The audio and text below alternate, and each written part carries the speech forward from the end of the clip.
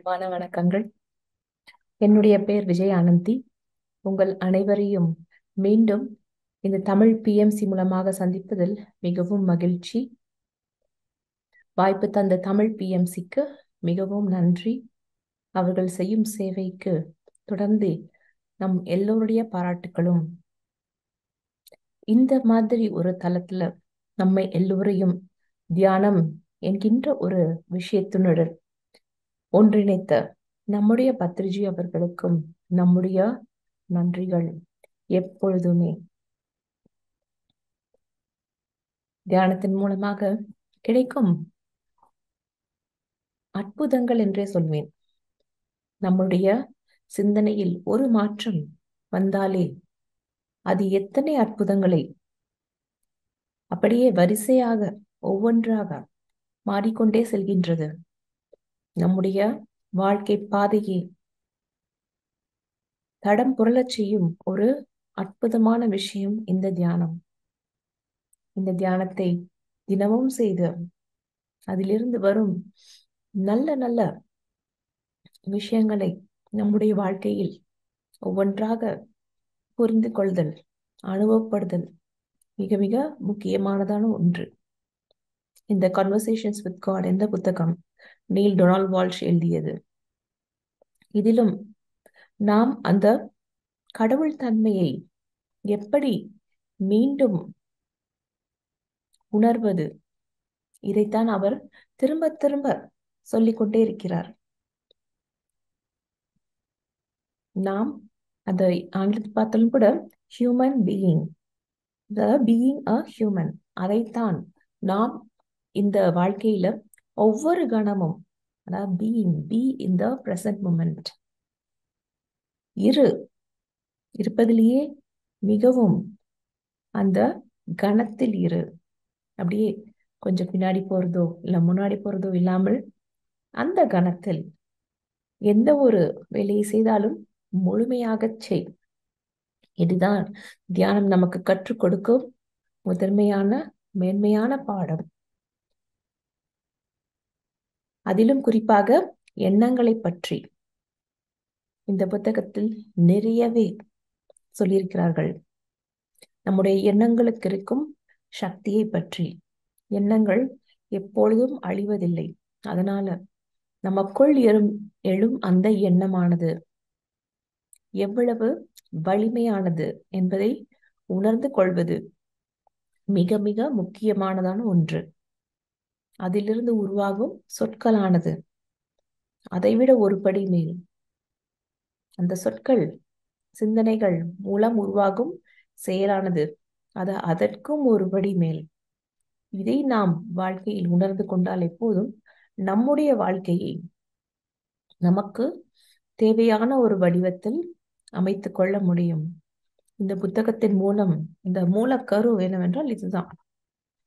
இதை நாம் எப்படி, அதாவது நிறைய விஷயங்கள் கற்றுக்கொண்டே இருக்கின்றோம் இந்த புத்தகத்தின் மூலமாக. இன்றைக்கு வரும் தலைப்பும் இப்படித்தான். சரி, அவர் கேட்கிறாரு, நாம நம்முடைய எண்ணங்களை சரியானதாக வைத்துக் கொள்ள வேண்டும் என்று சொல்கிறீர்கள். நமக்கு வரும் அந்த எதிர்மறை எண்ணங்களை எப்படி நாம் கையாள்வது? அது ஏதோ இந்த இமயமலை மீது ஏறுவதை விட கடினமானதாக இருக்கும் போல இருக்கிறதே. அதை நாம் எப்படி கையாள்வது? அது ஏதோ சுலபமாக சொல்லிவிட்டீர்கள், ஆனால் அதை உண்மையில் நாம் அந்த நிலையில் இருக்கும் பொழுது திரும்ப திரும்ப திரும்ப திரும்ப திரும்ப திரும்ப வந்து கொண்டிருக்க, அதை எப்படி நாங்கள் கையாளுவது? அதுக்கு கொஞ்சம் விளக்கம் கொடுங்க அப்படிங்கிற சொல்றாரு. இப்ப கடவுள் சொல்றாரு, அது வேறு ஒன்றும் இல்லை, நீங்கள் அதை it's a matter of discipline. நீங்கள் எப்படி அதை உருவாக்குகின்றீர்கள் அதுதான் அவங்களோடது இருக்கு. அதாவது உங்களுடைய எண்ணம், அந்த திண்ணம் சொல்லுவோம் இல்லையா, how much you are more into it, அந்த திண்ணம் அதுதான் ரொம்ப முக்கியமானது. முதல்ல என்ன செய்யணும் அப்படின்னா, உன்னுடைய எண்ணங்கள், எந்த எண்ணங்கள் வருகிறது என்பதை ஒரு மேற்பார்வையாளர் போல அதை கவனி அப்படி சொல்றாரு. எந்த எண்ணம் வருது, எந்த எண்ணம் வரவில்லை, எல்லாமே.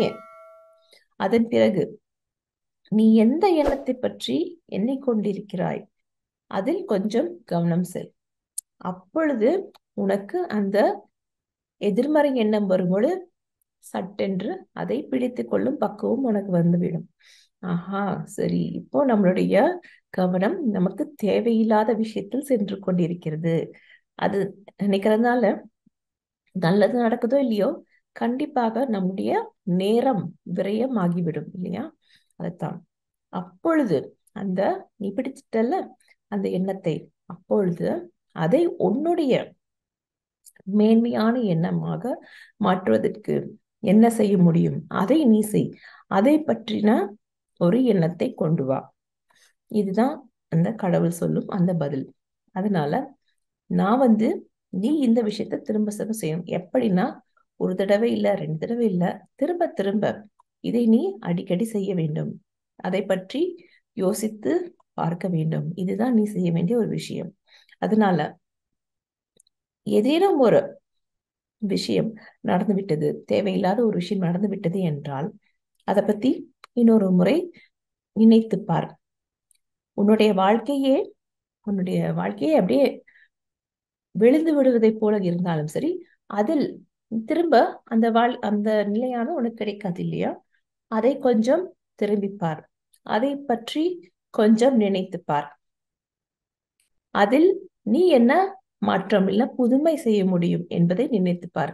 இப்படி நீ உன்னுடைய மனதில் இருக்கும் அந்த விஷயங்களை பற்றி ஒன்று ஒன்றாக பிடித்து கொண்டு அதை ஒவ்வொன்றாக அந்த மாற்றத்தை எல்லாம் மொத்தமா ஒரே நேரத்தில் செய்யணும்னா கண்டிப்பா முடியாது.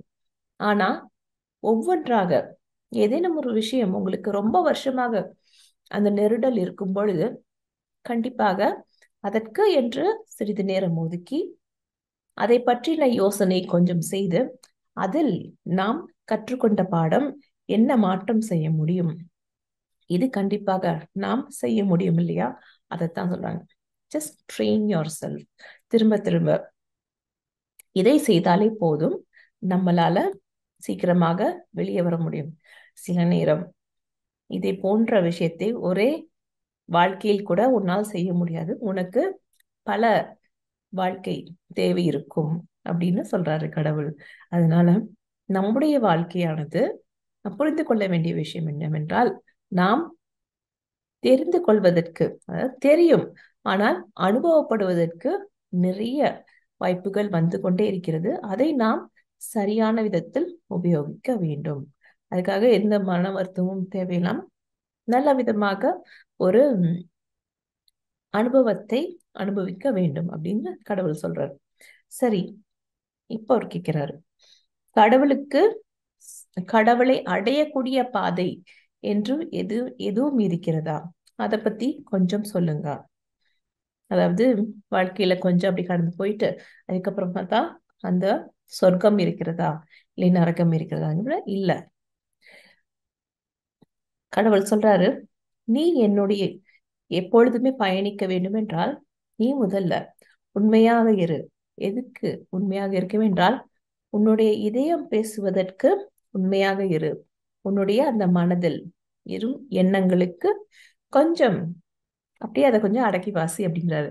அதாவது இதயத்தில் வரும் அந்த ஓசைக்கு கொஞ்சம் காது கொடு, அதன்படி நட அப்படின்னு அவர் சொல்றாரு. இதுதான் ரொம்ப எளிமையாக இருக்கிறது, ஆனால் அதுவே கடினமான விஷயமும் கூட. அதனால உனக்கு கடவுளை பற்றி முழுமையாக தெரிந்து கொள்ள வேண்டும், என்னுடனே இருக்க வேண்டும், நீ உனக்கு உண்மையாக இருக்க வேண்டும். இதுதான் அவர் எளிமையாக கொடுக்கும் ஒரு விஷயம். உன்னுடைய அந்த எண்ண ஓட்டத்தில் அதில் இருந்து கொஞ்சம் விலகு இருந்தாலே போதும். அதை கொஞ்ச நேரம் அவுட் ஆஃப் மைண்ட் சொல்றோம்னா அதை போன்ற விஷயம் தான். அதை செய்தாலே போதும், கண்டிப்பாக உன்னால் அந்த கடவுளின் தன்மையை உனக்குள் உணர முடியும் அப்படின்னு சொல்றாரு. அதற்கு நீ ஒரு 10 விஷயமும் செய்யணும். வாழ்க்கையில ஒரு கமாண்ட்மெண்ட்ஸ் மாதிரி வைத்துக் கொள்ளாதே, ஆனா கமிட்மெண்டாக வைத்துக்கொள். இதை கண்டிப்பாக செய்ய வேண்டும். நான் உனக்கு கொடுக்குற ஆர்டர் கிடையாது, இதை செய்தால் உனக்கு நல்லது கிடைக்கும், ஒரு டிசிப்ளின் லைஃப் அப்படிங்கிற மாதிரி சொல்றாரு. சரி, என்ன அதெல்லாம் அப்படின்னு பார்த்தா, முதல் விஷயம், நான் உனக்கு எப்பொழுதுமே அன்பு செலுத்துகின்றேன், அதுவும் இதயபூர்வமாக. உன்னுடைய இந்த ஆன்மா, அதனால கடவுள் எப்பொழுதுமே அதை ஒருபடி நமக்கு முன்னே தான் வைக்கின்றார். நம்ம எப்பொழுதுமே இந்த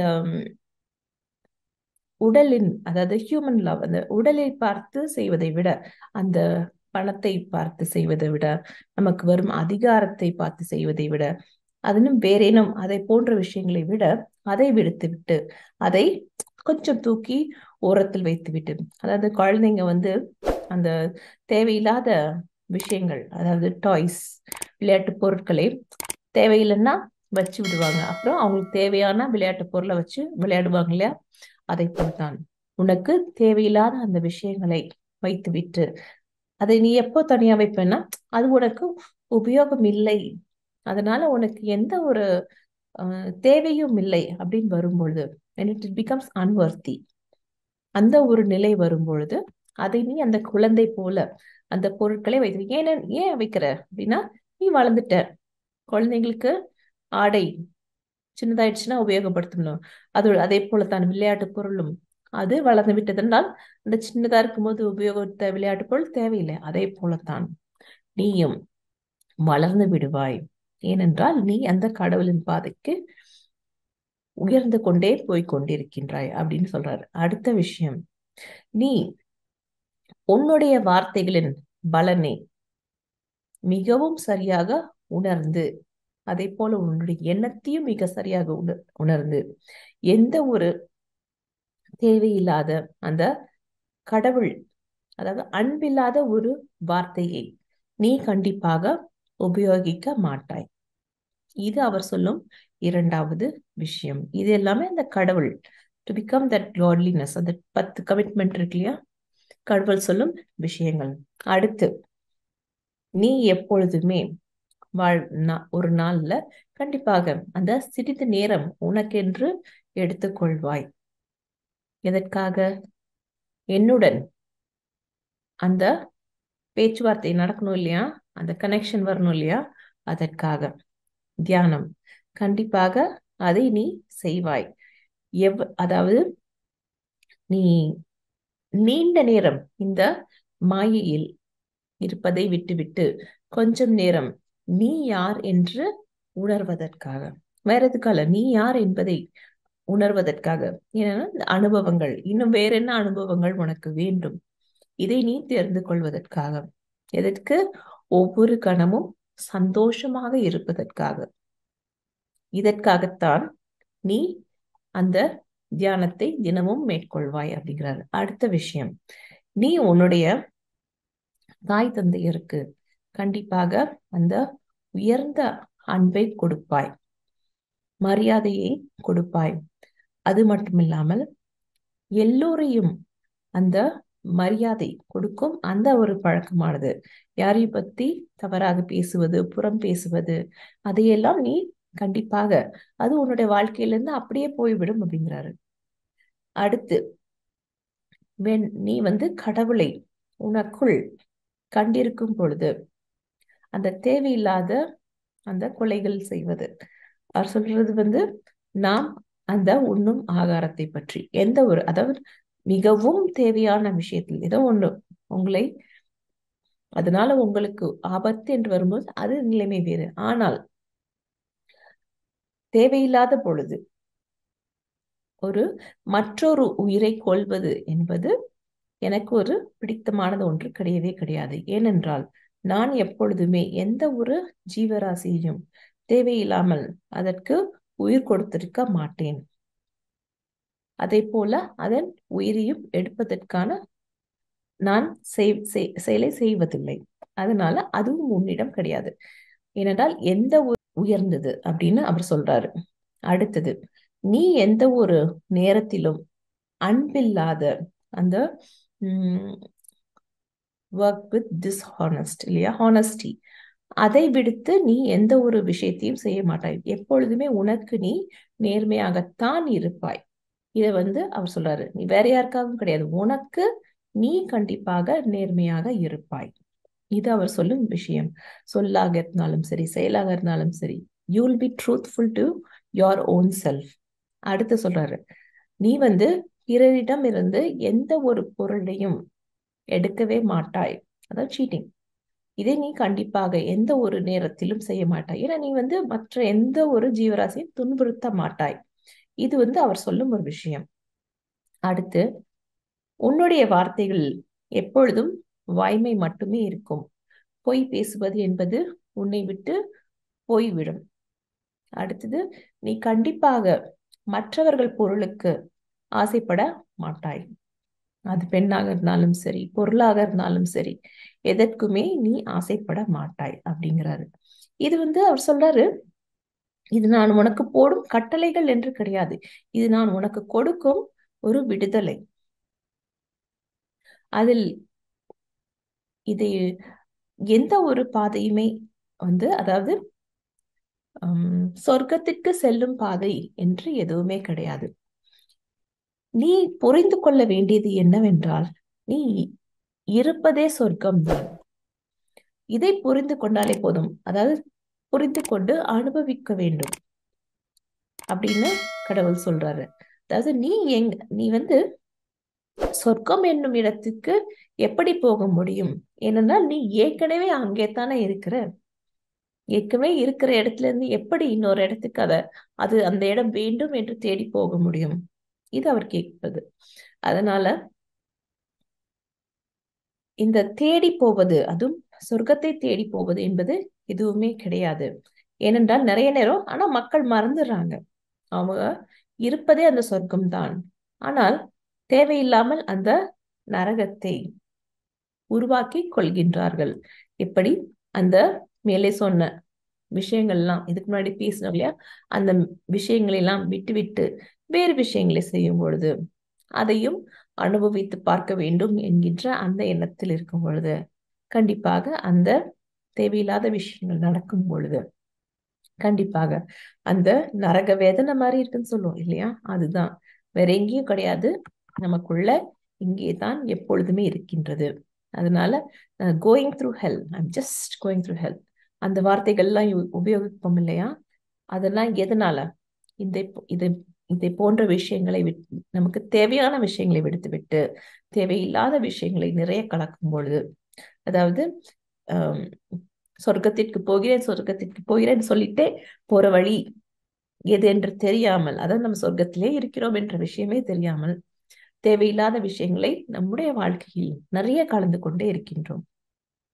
The enlightenment. அடுத்து, அப்படி என்றால் என்ன?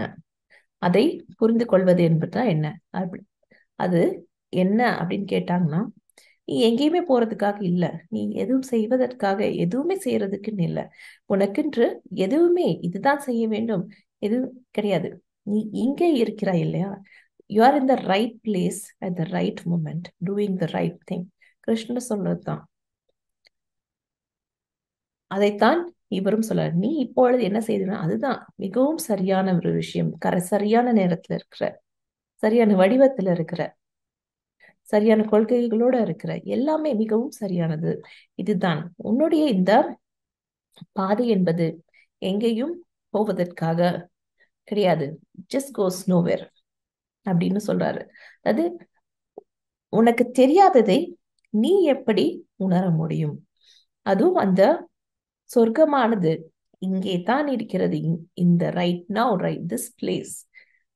ஆனா நீ அதை இன்னும் அனுபவிக்கவில்லை.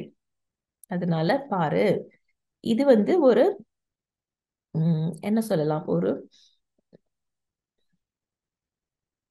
சர்க்கிள் மாதிரி திரும்ப திரும்ப திரும்ப திரும்ப சுற்றி கொண்டே இருக்கின்றோம் அதே இடத்துல. அப்படி கடந்து விட்டோம் என்று நினைப்போம், பார்த்தோம் என்றால் திரும்பவும் ஆரம்பித்த இடத்திற்கே வந்து விடுகிறோம். இதுதான் உனக்கு உன்னுடைய வாழ்க்கையிலும் திரும்ப திரும்ப நடந்து கொண்டே இருக்கிறது. அதனால இந்த வாழ்க்கையில நமக்கு இந்த என்லைட்டன்மெண்ட் என்ற இந்த ஒரு விஷயம் தியானத்தின் மூலமாக, தியானத்தில் வந்தவர்கள் எல்லாருக்குமே என்லைட்டன் பீப்புள் அப்படின்னு பத்திரிஜி எப்போதுமே சொல்வாரு. இது எதுவும் என்னவென்றால், நீ அனுபவிப்பதற்காக வந்திருக்கும் ஒரு விஷயம் இது. நீ இங்கே சொர்க்கத்தில் தான் இருக்கிறாய் என்கின்ற ஒரு விஷயம் உனக்கு தெரிந்துவிட்டால், உனக்கு புரிந்து கொண்டால், அதாவது நீ அனுபவித்து விட்டாலே போதும். அதற்கு வேற எந்த வழியும் கிடையாது. வேற எங்கேயும் போகணும்னு அவசியமே இல்லை. நீ இங்கதான் இருப்ப. அதுக்கப்புறம் தெரிஞ்சுக்கிட்டு நீ அந்த வாழ்க்கையின் ஒவ்வொரு கணத்தையும் ரொம்பவும் சந்தோஷமாக கழிப்பாய். அதாவது இப்போ உனக்கு ஜஸ்ட் தெரியல, அவ்வளவுதான். இது அவர் அப்படியே அப்படி நம்மளுக்கு புரிந்து கொள்வதற்கு எளிதாக இருப்பது போல அவர் நம்மளுக்கு சொல்லி விடுகிறார். சரிங்க, இதெல்லாம் சொல்றீங்க. ஆனா இந்த ஆன்மீக பாதையில செல்லும் பொழுது, அதாவது ரினன்சியேஷன், துறந்து விடுவது என்பது ஒரு முக்கியமான பகுதி அப்படின்னு சொல்றாங்களே. அப்படின்னா எப்படி இந்த ஆன்மீக பாதையில் நாம் துறவியாக இருக்க வேண்டுமா? அடுத்து அவர் கேட்கும் அந்த கேள்வியானது. அடுத்து முதல்ல என்லைட்மெண்ட் பத்தி பேசணும் இல்லையா, இப்போ அந்த ரினன்சியேஷன் பத்தி அவர் கேள்வி கேட்கிறார். அப்போ அவர் சொல்றாரு, இந்த ஆன்மாவானது எப்பொழுதுமே உன்னுடைய வாழ்க்கையில் துறந்து விடுவதற்கு என்று எதுவுமே இல்லை. ஏனென்றால் நீ எப்பொழுதுமே அந்த என்னுடன் அந்த தொடர்பை வைத்திருக்கின்றாய். துறப்பதற்கு என்று உனக்கு எதுவுமே இல்லை. ஆனா நீ இந்த துறப்பது என்பது ஒரு ஒரு பெரிய வார்த்தையாக நீ உபயோகிக்கின்ற. அதன் மூலமாக என்னன்னா, எனக்கு இது வேண்டாம், செல்ஃப் டினையல் மோடுன்னு சொல்லுவோம். அது போல எனக்கு இது வேண்டாம், எனக்கு இது வேண்டாம் என்று நிறைய நேரம் இருக்கிறாய். நான் ஒரு உண்மையான மாஸ்டர் கண்டிப்பாக எதையுமே விட்டு விடுவதில்லை. எல்லாவித ஆசைகளையும் அவருக்கு தெரியும். அவர்கிட்ட இருக்கிறது என்பது அவருக்கு கண்டிப்பாக தெரியும். அவர் என்ன செய்வார் என்றால், அதை அந்த குழந்தைகள் அந்த தேவையில்லாதது என்று ஒதுக்கி வைக்கிறார். அதை பொழுது he'll just keep it aside, அப்படியே பக்கத்தில் வைத்து விடுவார்கள். எதுவுமே, ஏனென்றால் அவருக்கு அதனால் எந்த உபயோகம் கிடையாது. எந்த உபயோகம் இல்லை என்கின்ற அந்த விஷயம் அந்த மாஸ்டருக்கு கண்டிப்பாகவே தெரியும். எந்த ஒரு மாஸ்டரா இருந்தாலும் எந்த ஒரு விஷயமானது கண்டிப்பாக தெரியும், புரியும் அப்படிங்கிறாரு. அதனால எந்த ஒரு மாஸ்டருமே கண்டிப்பாக அவர்களுடைய ஆசைகள் அதை அவர்கள் அதைவிட மேலே வந்து விடுவார்கள். அதனுடன் முதல்ல அதுல இருக்கும், கண்டிப்பாக இல்லை என்று சொல்ல மாட்டார்கள். ஆனால் அதை விடுத்து வெளியே வருவதற்கான வழிமுறைகள் அவர்களுக்கு கண்டிப்பாக தெரியும். அவர்கள் என்ன பண்ணுவாங்க, சும்மா அதை மாற்றி விடுவார்கள். Just change it simply. இதுதான் அவர் சொல்லும் ஒரு அழகான ஒரு விஷயம். அதாவது முதல்ல சொல்றாரு, முதலில் நான் சொன்ன விஷயங்கள், இந்த 10 விஷயம் இருக்கு இல்லையா, அதை கண்டிப்பாக நீ உன்னுடைய வாழ்க்கையில தினந்தோறும் செய்யக்கூடிய செயலாக அதை மாற்று. அதை செய்தாலே என்றாலே போதும், அது உனக்கு வாழ்க்கையில் ஒரு சந்தோஷமான ஒரு விஷயமாக மாறிவிடும். ஏன்னா நம்ம பொய் பேச போறது இல்லை, எப்போதும் உண்மையா இருக்கிறோம் அப்படின்னா அதுல இந்த பொய் பேசுவதால் வரும் நிறைய நிறைய பிரச்சனைகள், அதிலிருந்து நாம் விடுபட்டுரும். அதனால சந்தோஷம் தானே. இதே போலதான் நாம் அவர் சொன்ன ஒவ்வொரு விஷயத்தையும் நம்முடைய வாழ்க்கையில சேர்த்து கொள்ளும் பொழுது அந்த சந்தோஷம்தான் நமக்கு கண்டிப்பாக இருக்கும். அடுத்தது அவர் சொல்வது என்னென்றால், எப்பொழுதுமே நீ இந்த உலகத்துல உனக்கென்று ஒரு ஒரு பேஷன், பிடித்தமான ஒரு செயலை செய்வது, அதை கண்டிப்பாக எப்பொழுதும் வைத்துக்கொள். ஏன்னா இட்ஸ் அ வெரி காட்லி திங். அந்த பேஷன் உனக்குள் இருக்கும் அந்த ஆர்வத்தை தூண்டக்கூடிய அந்த ஒரு செயலானது உனக்கில்லை என்றாலே அந்த வாழ்க்கை என்கின்ற அந்த ஒரு விஷயமானது இல்லை என்றே ஆகிவிடும். இது அவர் சொல்லும் ஒரு விஷயம். அதனால இதை கண்டிப்பாக நீ உன்னுடைய வாழ்க்கையில எப்பொழுதுமே செய்ய வேண்டும். ஏனென்றால் அவர் சொல்லும் அந்த நிறைய நேரம் நம்ம கேட்டிருப்போம், வாட் யூ ரெசிஸ்ட் பர்சிஸ்ட், ஆங்கிலத்துல கேட்டிருப்போம் இல்லையா, and you what you look at disappears. நீ எதை வேண்டாம் வேண்டாம் வேண்டாம் சொல்றியோ அது உன்கிட்ட இருந்துகிட்டே இருக்கும். எதை நீ சரி ஓகே, இதை நாம் எப்படி செய்வது, எப்படி பார்ப்பது என்ற கோணத்தில் அந்த விஷயத்தை பார்க்க ஆரம்பிக்கும் பொழுது அது தானாக அந்த பனி போல எங்கதான் வந்ததோ அந்த பிரச்சனைன்னு தெரியாத அளவுக்கு ஓடியே போயிடும். அதனால அவர் சொல்றாரு, எப்பொழுதுமே எந்த உணர்வையுமே இதை நீ ஆஹ் ஒரு பெயர் போட்டு விடாதே, ஜட்ஜ்மெண்ட் பண்ணி விடாதே. அதுவும் அந்த விருப்பத்தோடு செய்யும் அந்த செயலை கண்டிப்பாக முதலில் அதில் நீ கொஞ்சம் கொஞ்சம் கவனத்தை செலுத்து. அதன் பிறகு அது உனக்கு உண்மையிலேயே வேலைக்காகுதா வேலைக்காகலையா என்கின்ற விஷயம் நமக்கு தெரியும்.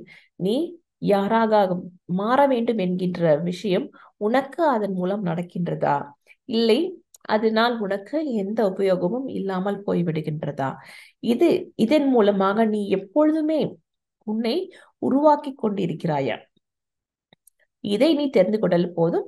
அப்பொழுது அந்த விஷயமானது உன்னுடைய வாழ்க்கையில நீ அந்த கணத்தில் வாழ்வதற்கான அந்த விஷயமாக அது மாறிவிடும்.